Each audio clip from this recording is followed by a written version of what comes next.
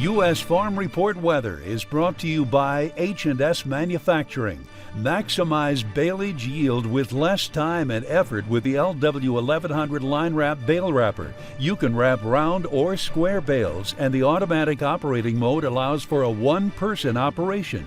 Time now for a check of weather with meteorologist Martin Lauermore joining us this week. Martin, after some snow last week, the forecast looks prime for planting across the Midwest this upcoming week. And I'm hearing from a lot of farmers who think they will start planting then.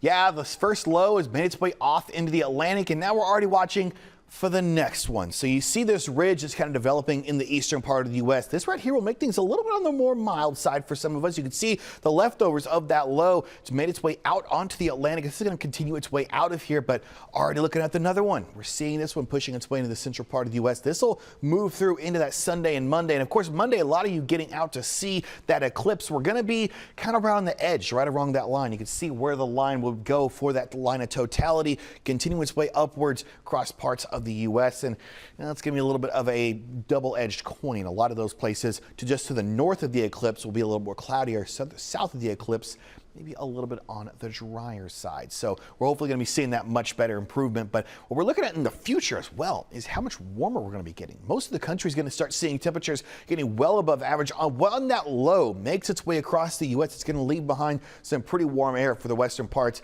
of the country. It could start melting some of that snowpack in the mountains as well. But you're also seeing that low just to the south could be bringing us a little bit of that cooler air. When it comes to the precipitation, though, again, same story. Going to be seeing with that low passing by, it's going to be quite wet out there. Some parts of the southern U.S. way above the average for that normal for our second full week of April, but behind the low, very dry. So again, western part of the country, next couple of days, going to start seeing getting warmer and drier, staying a little cooler and wetter out toward the eastern and southern portion of the U.S. here. So the drought monitor is overall doing pretty good. We got some places out toward New Mexico and Texas and a patch of Iowa that is sitting in that extreme drought or higher, but most of the country, especially eastern part, is doing relatively good on that drought monitor. So we're hoping to set ourselves up really well for this growing season as we get into our spring and summertime.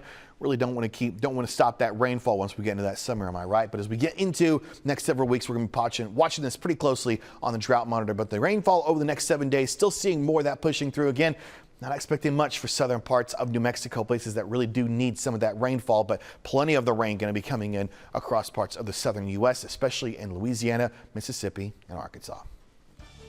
When we come back, we're off to the Plains Cotton Growers Annual Meeting. From a look at the cotton landscape in 2024 to questions about the Farm Bill. We'll cover it all in our Marketing Roundtables next.